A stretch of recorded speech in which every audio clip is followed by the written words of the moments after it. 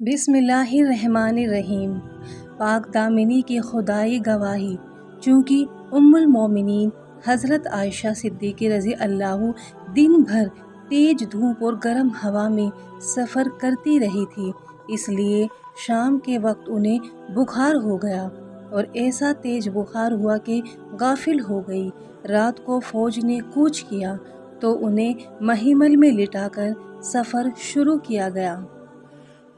अब्दुल्ला मुनाफिक और उसके साथियों ने इस वाक़ये का इस तरह प्रोपगंडा किया कि हुज़ूर सल्लल्लाहु अलैहि वसल्लम पर भी उसका जादू चल गया और आप भी हज़रत आयशा रज़ी अल्लाह से कुछ खिंचे खिंचे रहने लगे। चूँकि अब मदीना करीब आ गया था, इसलिए दूसरे ही दिन यह फ़ौज मदीने में दाखिल हो गई। मदीने के लोगों ने फ़ौज का शानदार इस्तकबाल किया। जिस वक्त इस्लामी फ़ौज मदीने में दाखिल हो रही थी, अब्दुल्ला मुनाफिक के बेटे अब्दुल्ला रास्ता रोककर खड़े हो गए। उन्होंने अपने बाप से कहा, ए मुनाफिकों के सरदार, तुम मदीने में दाखिल नहीं हो सकते। अब्दुल्ला मुनाफिक को यह सुनकर बड़ा गुस्सा आया। उसने गज़बनाक होकर कहा, ना खलफ, तुम मुझे रोकता है किस वजह से? इस वजह से कि तुम मुनाफिक हो। अब्दुल्ला बोले, तुम्हारे दिल में कुछ और है और ज़ुबान पर कुछ और। तुम इस्लाम और मुसलमानों के खिलाफ साजिशें करते रहे हो, अपनी बादशाही के ख्वाब देखते हो। तुम्हारी जात से किसी बड़े फितने के पैदा होने का खतरा है। बदबख्त, अगर तू मेरा बेटा ना होता तो मैं तेरा सर उड़ा देता।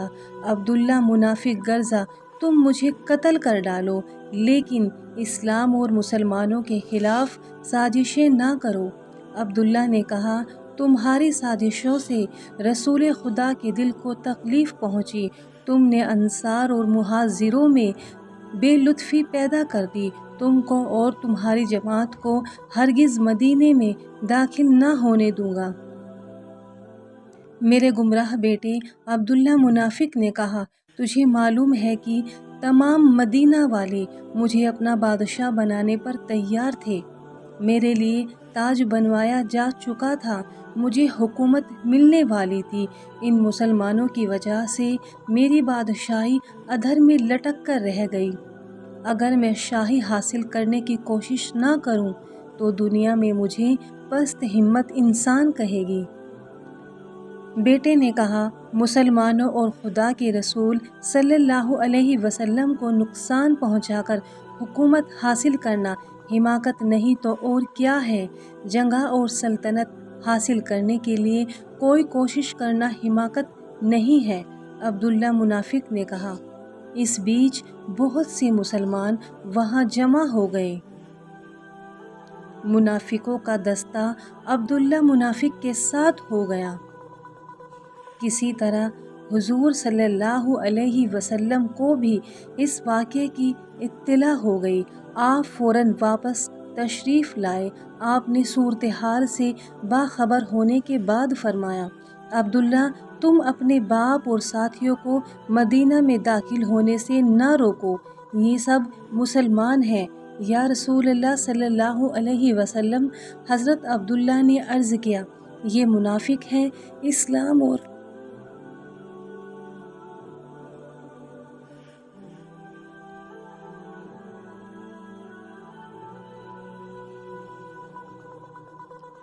और मुसलमानों की हमदर्दी चाहने वाले नहीं हैं।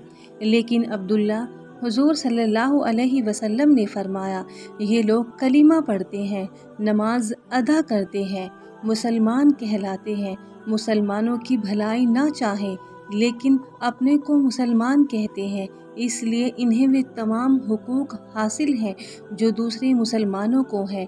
इनका रास्ता ना रोको। हुजूर सल्लल्लाहु अलैहि वसल्लम ये फरेबी और दगाबाज हैं। مسلمانوں میں پھوٹ ڈالنا چاہتے ہیں۔ ایسے منافقوں کو مدینہ منورہ میں رہنے کا کوئی حق نہیں ہے۔ کچھ مسلمانوں نے اپنی رائے دی۔ مسلمانوں سنو، حضور صلی اللہ علیہ وسلم نے فرمایا، جو آدمی مسلمان ہے اور اپنے آپ کو مسلمان کہتا ہے، ہم اسے اپنی جماعت سے الگ نہیں کر سکتے۔ تم راستے سے الگ ہٹ جاؤ اور عبداللہ اور اس کے ساتھیوں کو مدینہ منورہ میں داخل ہونے سے نہ روکو۔ اب کس کی چوں و چرا کی ہمت نہ تھی، سب لوگ الگ ہو گئے۔ حضور صلی اللہ علیہ وسلم چلے اور آپ کے پیچھے عبداللہ اور اس کے ساتھی مدینہ منورہ میں داخل ہوئے۔ حضرت عائشہ رضی اللہ کو بخار ہو گیا تھا، وہ محمل میں آرام فرما رہی تھی۔ محمل حضرت ابو بکر صدیق رضی اللہ کے مکان پر جا کر رکا۔ حضرت عائشہ کو اتارا گیا۔ خیال تھا کہ تھکان اترے گی تو بخار بھی اترے گا، لیکن ایک ہفتہ گزرنے کے بعد بھی بخار نہ اترا۔ اس سے پہلے بھی حضرت عائشہ کو بخار آیا تھا اور حضور صلی اللہ علیہ وسلم تیمارداری اور دیکھ بھال فرمایا کرتے تھے اور گھنٹوں بیٹھ کر تسلی بھری باتیں کیا کرتے تھے، لیکن اس بار حضور صلی اللہ علیہ وسلم 2 گھڑی کے لیے بھی پاس نہ بیٹھے۔ بیمار پوسی کے لیے تشریف لاتے، گھر والوں کو سلام کہتے اور مکان کے آنگن میں کھڑے ہو کر پوچھتے، اے صدیق کے گھر والوں، اب تمہاری بیماری کیسی ہے؟ لوگ جو حالت ہوتی بیان کر دیتے، آپ واپس تشریف لے جاتے۔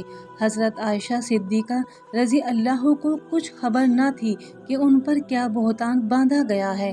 وہ حیران تھی کہ حضور صلی اللہ علیہ وسلم کی یہ بے اتفاقی کیوں ہے؟ ایک تو بیمار، دوسرے بے اتفاقی۔ ان کی بیماری بڑھتی گئی اور غم میں بھی اضافہ ہوتا گیا۔ کمزور تو تھی ہی، ایک دن رات کو حاجت پوری کرنے کی غرض سے مکان سے نکل کر میدان کی طرف چلی۔ واپس لوٹی، اتفاق سے مصطح کا پاؤں چادر میں الجھ گیا اور وہ گر پڑی۔ اٹھتے اٹھتے ان کے منہ سے بے اختیار نکلا، مصطح ہلاک ہو۔ اے مصطح، حضرت عائشہ نے فرمایا، بڑی بری بات ہے کہ تم اس آدمی کو برا کہتی ہو جو بدر کی لڑائی میں شریک ہوا ہو۔ نادان عائشہ، مصطح نے جواب دیا، تجھے واقعات کا علم نہیں ہے۔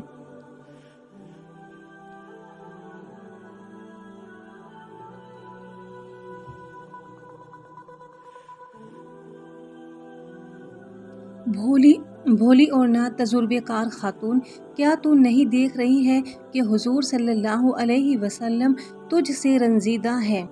ہاں دیکھ تو رہی ہوں، لیکن اس کا مصطح سے کیا تعلق؟ غریب اور کم بولنے والی عائشہ مصطح نے کہا، جب تو بنو مستلق کی لڑائی سے واپس آتے ہوئے ایک رات کو پیچھے رہ گئی تھی اور صفوان کے ساتھ آئی تھی، تو اسی مصطح اور اس کے ساتھیوں نے تجھ پر بہتان باندھا تھا۔ حضور صلی اللہ علیہ وسلم اور تمام مسلمان تجھ سے بدگمان ہیں۔ یہ سنتے ہی حضرت عائشہ کے دل پر بجلی سی گری، وہ تھر تھر کانپنے لگی۔ بڑی ہی بے چینی میں آواز نکلی، میرے خدا، یہ رسوائی! اے اللہ، اگر میں قصوروار ہوں تو مجھے دنیا سے اٹھا لے۔ اتنا کہتے ہی بے ہوش ہو کر گر پڑی۔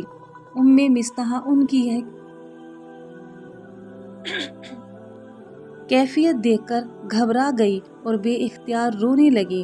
انہوں نے کہا، اے خدا، ایسی نیک اور بھولی خاتون کو ابھی موت کی گود میں نہ جانے دیجیے۔ وہ ان کے پاس بیٹھ کر آنچل سے ہوا دینے لگی۔ حضرت عائشہ دیر تک بے ہوش پڑی رہی۔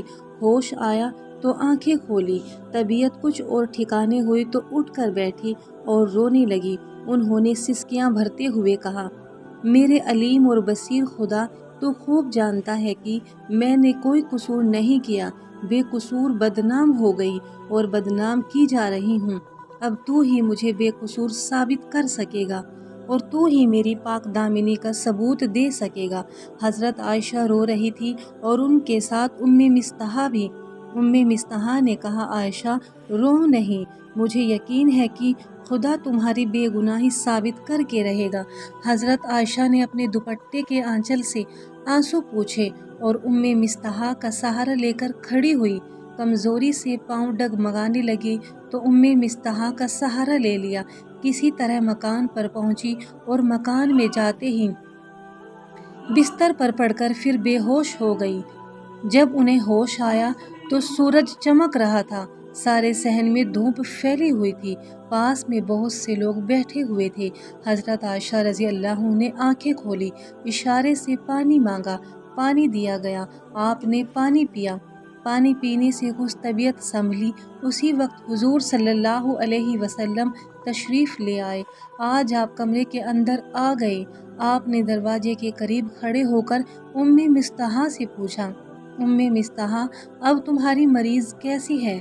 हज़रत आयशा रज़ी अल्लाह ने हुजूर सल्लल्लाहु अलैहि वसल्लम की आवाज़ सुनी।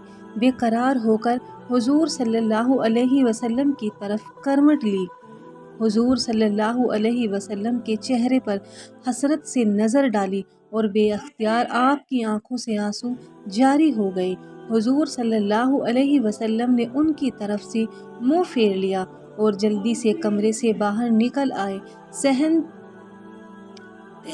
तय करके मकान से बाहर चले। रास्ते में हज़रत अली और हज़रत उसामा मिल गए। आप उन्हें साथ लेकर मस्जिद में पहुंचे और एक कोने में बैठकर हज़रत उसामा से पूछने लगे, उसामा तुम्हारा उन बातों के बारे में क्या ख्याल है जो हज़रत आयशा से मुतालिक मशहूर हैं? मैं इन बातों को बहतान समझता हूँ। उसामा ने जवाब दिया, हज़रत आयशा जैसी पाक दामन खातून से ऐसी उम्मीद ही नहीं की जा सकती। हुजूर सल्लल्लाहु अलैहि वसल्लम ने हज़रत अली से पूछा, अली तुम क्या कहते हो? हुजूर, उसामा ने जो कुछ कहा वह बिल्कुल सही है। हज़रत अली का जवाब था, हज़रत आयशा हज़रत अबू बकर की बेटी है, रसूल खुदा की बीवी है, उनके बारे में किसी गुनाह की बात सोचना भी गुनाह है। फिर बोले, लगता है आप इसी वजह से वहशत ज़दा नज़र आते हैं। हाँ, मुझे बहुत ज़्यादा फ़िक्र है, समझ में नहीं आता क्या करूं क्या ना करूं। हुजूर सल्लल्लाहु अलैहि वसल्लम ने फरमाया, हुजूर फ़िक्र ना करें। हज़रत अली ने फरमाया, हज़रत आयशा के अलावा और बहुत सी औरतें हैं जो आपकी हम नशीनी को फ़क्र समझती हैं, मगर आयशा सिद्दीक़ा रज़ी अल्लाह ने फरमाया वह बिल्कुल बेगुनाह मालूम होती हैं। हज़रत अली ने फरमाया, और इत्मीनान के लिए उनकी खादिमा हज़रत बरीरा से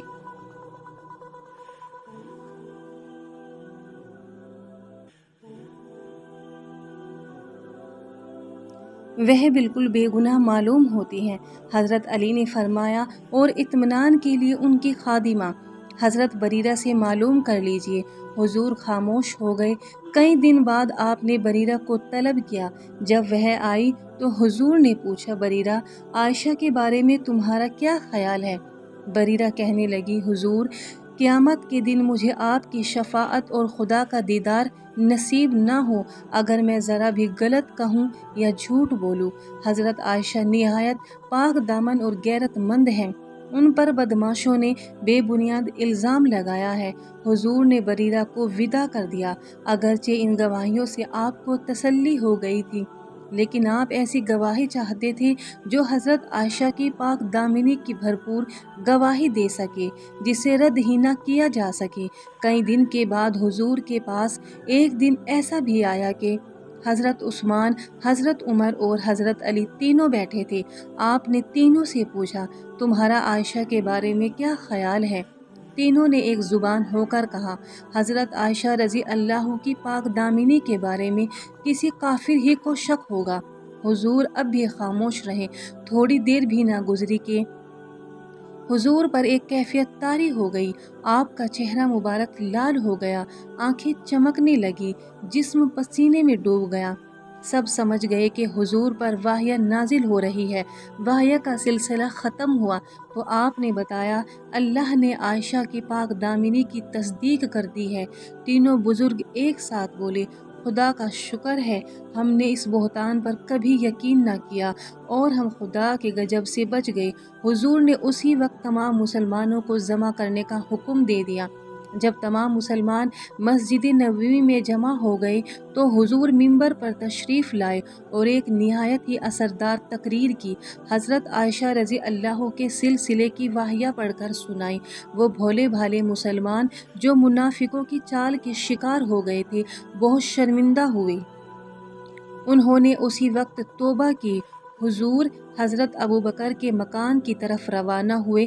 آپ مکان میں داخل ہو کر سیدھے حضرت عائشہ صدیقہ کے مکان میں پہنچے۔ حضرت عائشہ پر غفلت طاری تھی، وہ تیز بخار میں پڑی ہوئی تھی۔ مصطح اب بھی ان کے پاس بیٹھی تھی۔ حضور نے مصطح سے پوچھا، اب حضرت عائشہ صدیقی کا کیا حال ہے؟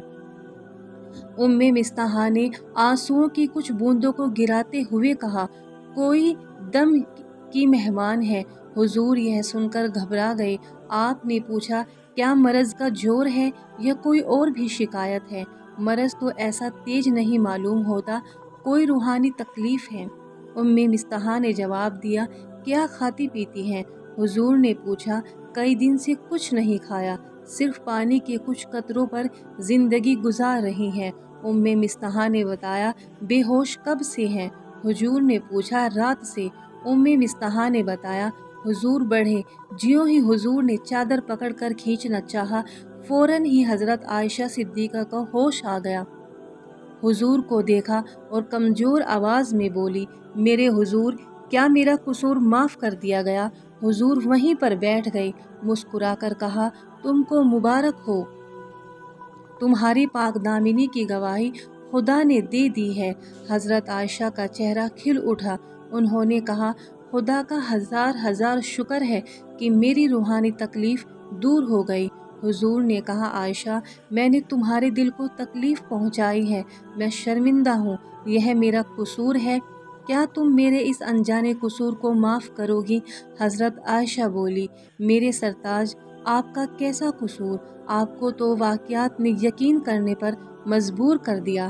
خیر جو بھی ہو، اب خوش ہو جاؤ، اللہ نے تمہاری پاک دامنی کی گواہی دی ہے۔